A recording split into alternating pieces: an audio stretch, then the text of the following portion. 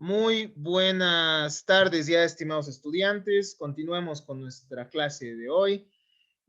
Hace un instante nosotros explicábamos el tema del daño y veíamos que hay ciertas formas de intentar explicarlo, ¿no? Una de ellas es una teoría de la diferencia y otra de ellas que nos establece que en realidad tenemos que considerar las peculiaridades existentes. Hemos revisado anteriormente a eso, que el daño puede darse por acción u omisión, entonces ya tenemos algunos conceptos previos claros para poder profundizar un poco más y precisar un poco más el concepto de daño y ver qué tipos de daño podemos encontrar nosotros en nuestro ordenamiento jurídico y al menos, bueno, en la realidad y que esto se subsuma dentro del ordenamiento jurídico, ¿no? Entonces, habiendo revisado los intentos de explicación, intentemos definir el daño ahora. Se puede decir que el daño es un menoscabo a las facultades jurídicas que tiene una persona para disfrutar un bien patrimonial o extrapatrimonial. Nosotros, estimados estudiantes, somos titulares de diferentes derechos respecto a las cosas, pero también respecto a nuestras propias personas, ¿no? Tenemos ciertas cualidades in, inherentes a nuestras personas, como un derecho al honor, como un derecho a la vida, a la integridad física, que son cualidades que podemos evidenciar, ¿no? Si yo, por ejemplo, veo a Rodolfo, si yo veo a Carla, veo que los mismos tienen vida y sé que los mismos tienen un honor, ¿no? Es decir, su grupo de amigos, su grupo de trabajo, tiene respecto a ellos una perspectiva que yo no podría menoscabar. Entonces, el daño surge cuando se da ese menoscabo, ¿no? Se da un menoscabo no solo de carácter patrimonial, entonces, sino también de carácter extrapatrimonial. Eh, Cuando hablamos de, un, de un menoscabo extrapatrimonial, nosotros nos estamos refiriendo, perdón, a aquellos bienes o aquellos bienes que no pueden ser valuados en dinero, ¿no? Cuando nosotros hablamos de la vida, del honor de las personas o de su derecho moral de autor o de su derecho a la salud, imaginemos, estos son invaluables, ¿no? Es decir, uno no está pagando en realidad el valor de ese derecho cuando lo ha menoscabado, sino el daño que ha generado. Entonces, el daño resulta indispensable y es el fundamento de la responsabilidad civil, al menos, cuando en forma ilícita es causado por alguien diferente a la víctima. Eso es importante también, ¿no? Si uno se causa daño a sí mismo, probablemente no haya responsabilidad, al menos civil, porque uno no puede repararse a sí mismo los daños. Hay ciertas hay ciertas legislaciones en las cuales el suicidio podría llegar a establecerse o el intento, mejor dicho, de suicidio podría considerarse como parte de la responsabilidad penal, pero siempre hay excepciones, ¿no? En la responsabilidad. Entonces, pero el daño, estimados estudiantes, es trascendente en la responsabilidad. Eh, este es un aspecto debatido, claro está, pero la tesis más fuerte establece y la aceptada por los tribunales en su gran mayoría es aquella que establece que sin daño no hay responsabilidad. El daño es la lesión a un interés protegido, entonces. En lo jurídico, el daño es necesariamente un elemento del ilícito. Es un menoscabo efectivamente sufrido por la víctima. ¿Ya? Un menoscabo. Se han disminuido esos bienes que tenía la víctima anteriormente a generarse el daño. ¿Ya? Anteriormente yo tenía derecho a manejar mi automóvil porque soy propietario del mismo, pero desde que me lo han abollado, ya la situación no es la misma, ¿no? El valor de ese automóvil ha sido menoscabado, ha disminuido. Yo tenía derecho a circular libremente por la sociedad hasta el momento en que me hubiesen asaltado. Eh, y entonces se genera un daño, incluso podría ser psicológico, ¿no? Y un daño moral también, un sufrimiento que nosotros podemos llegar a vivir en mérito a estas actitudes que van a ser ilícitas, ¿no? Antijurídicas. Lo ilícito, entonces, un elemento importante del ilícito es este daño, este menoscabo que desata, o bueno, este menoscabo que genera el agente del daño en la víctima. Definamos este daño. A ver, el daño es un menoscabo material o moral. Entonces, no va a referirse únicamente a cuestiones de carácter patrimonial, sino también, o no va a referirse solo a bienes patrimoniales que puedan valuarse en dinero, sino también a daños que puedan ser invaluables, ¿no? Que puedan ser, como hemos manifestado hace un instante, que puedan ser extrapatrimoniales. Comprende entonces la disminución de bienes patrimoniales que existen. Esa es la disminución de bienes patrimoniales que existen, es el denominado damnum emergens, ¿no? O emergens. El daño emergente, en primer lugar. En el caso de la beca que una persona pierde debido a un accidente, nosotros estamos ante un daño emergente, no estamos con una persona que ya tenía la beca, en ese ejemplo que nos ha dado el grupo de Carla, ¿no? Me pareció muy bueno. Entonces, también tenemos las ganancias, ¿no? Que se dejan de obtener, que forman parte también del daño. Y ese es el lucrum cessans, o también llamado lucro cesante. Entonces, cuando nosotros hablamos de daño, nosotros tenemos que hablar de ese daño emergente, que es la disminución en bienes patrimoniales, y el lucro cesante. Daño emergente y lucro cesante son dos conceptos que forman parte de ese daño patrimonial. Tiene que lesionar un bien jurídicamente tutelado, ¿no? Uno no podrá decir, por ejemplo, a ver un rato, esta persona ha destruido un arma sobre la cual yo no tenía derecho a tenerla, ¿no? Supongamos que yo portaba un celular robado y yo sabía que tenía ese celular robado. Entonces, en este caso, bueno, no habrá este daño emergente y lucro cesante, ¿no? Porque tiene que haber un bien jurídicamente tutelado y tiene que considerarse también algo digno de tutela. Son aspectos también que debemos considerar, ¿no? Un bien jurídicamente tutelado. Entonces, en ese caso, a menos que se consolide la propiedad, ¿no? Ojo. Si es que hay un celular robado, digamos, y ha pasado demasiado tiempo como para que se consolide el derecho propietario conforme a las reglas de derecho, entonces ya, en ese caso sí, ¿no? Entonces el daño, además de implicar el evento lesión al interés jurídicamente tutelado, comprende la consecuencia, el daño emergente, el lucro cesante y el daño moral incluso, consiste en una valoración, una valorización de la situación nueva y desfavorable propiciada por el evento. Lo que se busca entonces mediante la figura conceptual del daño es justamente establecer, estimados estudiantes, cuál es el quantum al que asciende el mismo, ¿no? Se valora, se establece el valor de ese daño. Y el daño implica entonces la lesión, en primer lugar, y en segundo lugar también esa consecuencia. ¿Cuáles son las características del daño? Hay varias perspectivas, ¿no? Cuando ustedes vayan revisando más y más autores, van a ver que los autores van dando diferentes características, pero al menos podemos encontrar dos básicas que nos establece José Lobón Sánchez, quien nos dice que entre las características importantes del daño, nosotros podemos manifestar las siguientes. En primer lugar, el daño es cierto, tiene que ser cierto. Es decir, tiene que ser una lesión material para aspirar a una reparación. Esto significa que no puede ser eventual o hipotético. No puede dar lugar a una indemnización el solo peligro de un determinado bien. ¿Ya? Al menos en la responsabilidad civil, entonces tiene que existir ese daño, esa lesión material. Algunos manifiestan que también está el riesgo, pero creo que esto es más válido para la responsabilidad penal, ¿ya? En la responsabilidad penal sí el riesgo a veces tiene consecuencias jurídicas, pero para establecer el daño en materia civil destinado a establecer a cuánto asciende la indemnización, entonces sí tiene que existir un daño efectivo. Además, ese daño, además de ser cierto, tiene que ser probable.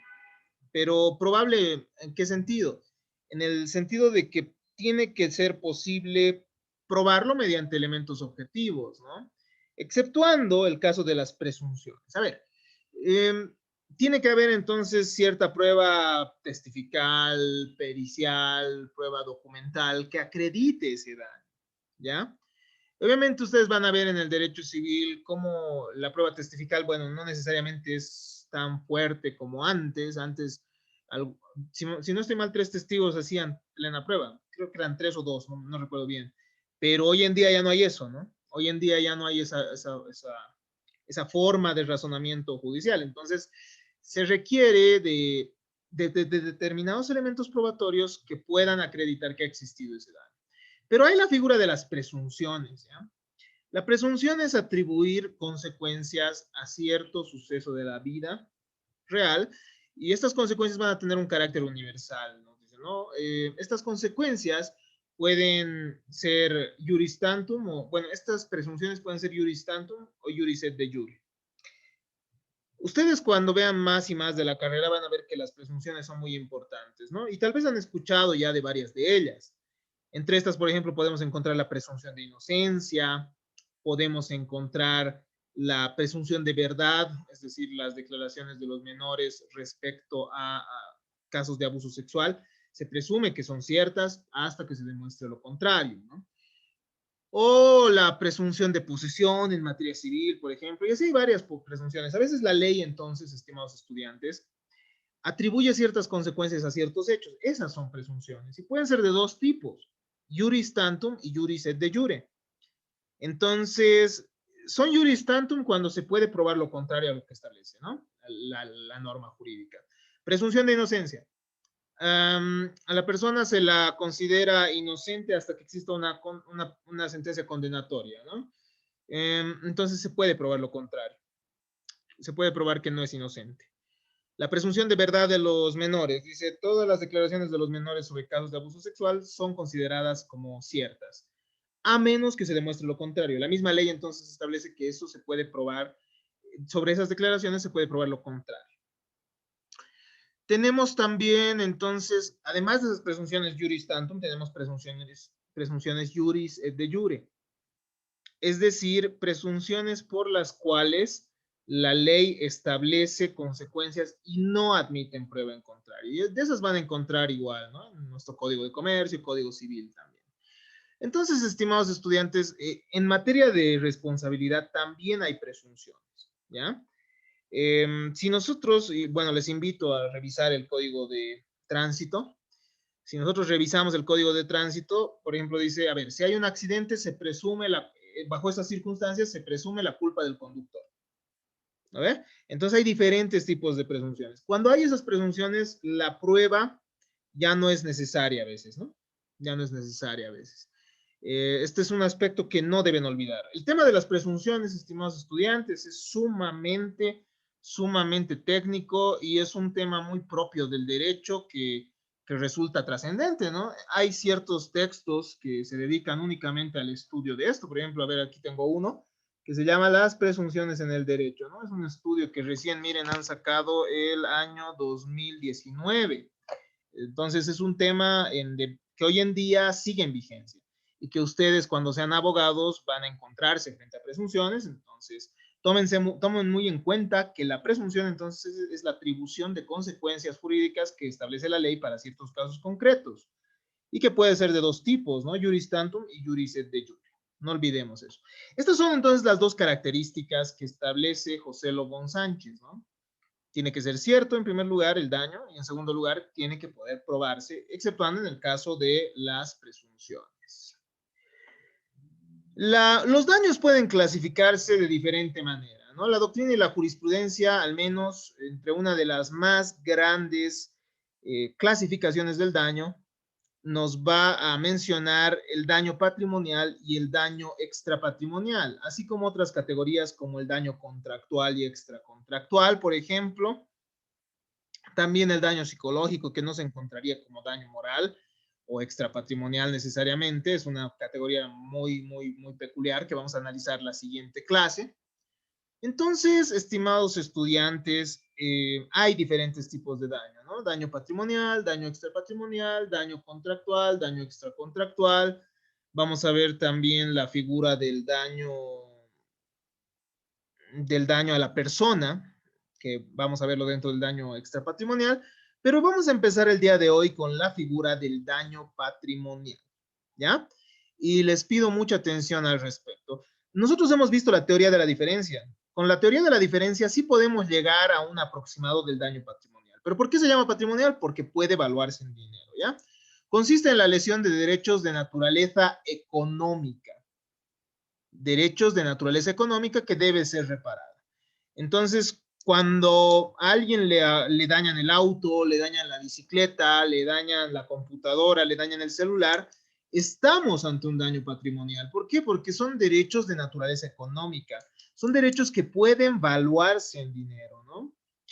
Y dentro del daño patrimonial nosotros encontramos las dos figuras a las que ya hemos hecho mención en anteriores clases, pero a ver, ahora las estamos precisando mejor. El daño emergente y el lucro cesante, ¿no? Daño emergente, también denominado damnum emergens, es la pérdida que sobreviene en el patrimonio del sujeto afectado por el incumplimiento de un contrato o de un acto ilícito. Entonces, el daño emergente puede surgir, el daño emergente va a ser un daño patrimonial que surge, puede ser por el incumplimiento de un contrato o puede ser también de manera extracontractual, ¿no? Mediante un hecho ilícito. Es, ejemplos de hechos ilícitos, ustedes ya los han manifestado, ¿no? Cuando nosotros estábamos revisando hace un instante el análisis de esta teoría de la diferencia. Nos hablaban, por ejemplo, del robo de una joyería. En este caso estaremos ante un hecho ilícito, ¿no? Entonces, ¿eso genera un daño emergente? Claro que sí, porque se produce un empobrecimiento. Es la disminución de la esfera patrimonial. Importa entonces el daño emergente un empobrecimiento. El momento que me chocan el automóvil, como hablaba Carla cuando daba los ejemplos, estoy empobreciendo, ¿no? Está disminuyéndose mi patrimonio porque mi automóvil antes valía $12,000, pero después del choque, si es un choque sumamente fuerte, incluso puede valer hasta 5,000, ¿no? Puede perder el valor del más del 50%, inclusive cuando se han dañado piezas muy importantes, partes muy importantes, ¿no? Entonces, el daño emergente es ese empobrecimiento que se genera. El lucro cesante se manifiesta como el no incremento en el patrimonio dañado, es decir, es aquella ganancia que deja de percibir la víctima. Nos daba el ejemplo Jorge Luis, por ejemplo, nos daba el ejemplo de un heladero, ¿no ve? Al que le han dañado el carro, entonces ha dejado de percibir ciertos montos de dinero. Entonces el daño emergente, digo, el lucro cesante surge desde ese momento, ¿no? Surge desde el momento del daño e implica esa pérdida de la ganancia. Es decir, no pérdida, el hecho de dejar de percibir esa ganancia. ¿Cómo serían los acontecimientos si no hubiese sucedido el acto dañoso? Esa es la pregunta que nos tenemos que realizar cuando tratamos de establecer el lucro cesante, ¿no? ¿Qué es lo que hubiese pasado si no se hubiese dado el hecho dañoso? El daño emergente, entonces, es una pérdida real y efectiva que se da en el momento del acto dañoso, esa pérdida. El lucro cesante, en cambio, es de momento una pérdida invisible. Todavía no se la ve, ¿no? El momento que se genera el hecho dañoso, uno todavía no ve cuál es el lucro cesante, pero después se hace ese análisis que nosotros hemos visto, ¿no? A ver, esta persona ha dejado de trabajar 6 días o 10 días o 2 meses y ha dejado de percibir montos de dinero. Entonces, en un principio es invisible, ¿no? Es de momento una pérdida invisible, el instante de que acontece el daño. Entonces, esto de invisible lo manifiesta Puig-Brantau, ¿no? Hay otros daños también patrimoniales, pero no son aplicables necesariamente en nuestro ordenamiento jurídico, pues no están establecidos en nuestra ley. Sin embargo, estos se han ido desarrollando en el exterior, ¿ya? En la jurisprudencia extranjera, en la doctrina extranjera. Y estos son la pérdida de chance y la indemnización punitiva. Probablemente estos conceptos puedan llegar a ser analizados, en la, puedan llegar a ser analizados en casos concretos, pero hoy en día no hay jurisprudencia específica, ¿no?, conocida respecto a estas. Y al menos la indemnización punitiva no tiene aplicación. La pérdida de chance, al menos en la jurisprudencia que hemos podido revisar, no es aplicable todavía en nuestro ordenamiento jurídico, no se toma en cuenta. Entonces, estas son otras dos formas. La pérdida de chance implica la reparación de un daño que ha frustrado una posibilidad u oportunidad de obtener alguna ventaja patrimonial. ¿Ya? La doctrina ha referido que tiene que tratarse de una posibilidad medida matemáticamente, no de cualquier posibilidad. A ver, les doy un ejemplo, ¿no? ¿Qué pasa si en el ejemplo, por eso le preguntaba a Carla, ¿te acuerdas cuando dabas tu ejemplo, Carla? Tú me decías, esta persona estaba becada y cuando, bueno, se produjo el choque, pierde la beca. Pero es diferente, es diferente que la persona haya perdido una beca que ya tenía, eso sería un daño emergente, ¿no? A que esta persona hubiese perdido una beca que recién iba a tener. La pérdida de chance, entonces, es una pérdida de ciertas oportunidades que hubiese tenido la persona, ¿no ve? Puede ser, por ejemplo, que en el choque esta persona se estaba yendo a postular a una beca y no lo ha logrado porque no ha llegado a postularse. Entonces, esa es una pérdida de chance. La pérdida de chance en otros ordenamientos jurídicos llega a ser trascendente únicamente si hay una probabilidad matemática alta, ¿no? Entonces se hace un análisis estadístico si efectivamente hubiese sido posible. Por ejemplo, ¿no? ¿Qué pasa si estaba yendo yo a presentarme a una licitación supongamos que yo tengo mi empresa que produce o importa cierto material de seguridad, ¿no? De seguridad para los trabajadores. Y estoy yendo porque el Estado ha lanzado una licitación, ¿no ve? Diciendo que requieren ese material. Entonces estoy yendo a presentar, pero se choca el automóvil, una persona ebria me choca, entonces pierdo esa posibilidad de presentar mi licitación. Digo, mi propuesta en la licitación, ¿no ve? Entonces, en esta circunstancia habría una pérdida de chance, pero habría que analizar qué tan probable era esto, ¿no ve? Tal vez se han presentado demasiadas empresas con precios más bajos, con mejor calidad, entonces en este caso la probabilidad era mínima. Pero si no se han presentado más empresas a esa licitación y además mi propuesta era razonable, entonces en este caso sí podría considerarse que ha habido una pérdida de chance, entonces la persona que ha generado ese daño además podría hacerse responsable de esa pérdida, ¿no? De ese dinero que yo tenía que haber percibido. Un ejemplo que usan los teóricos es el de la lotería, ¿no? La persona que por no comprarse el ticket de lotería que siempre se compraba, en realidad pierde la oportunidad de ganar la lotería porque justo ese día salió, ¿no ve? Entonces, pero tiene que ser matemáticamente alta la probabilidad. Y reitero, en nuestro ordenamiento jurídico específicamente no está previsto esto de la pérdida de chance como parte del daño patrimonial. No. Nuestro daño patrimonial comprende, y al menos en nuestro desarrollo jurisprudencial, solo comprende el daño emergente y el lucro cesante, ¿no? Pero esto, estimados estudiantes, no implica que en un futuro pueda legislarse sobre la pérdida de chance o que pueda también realizarse un desarrollo jurisprudencial en mérito a una interpretación más amplia de nuestra norma.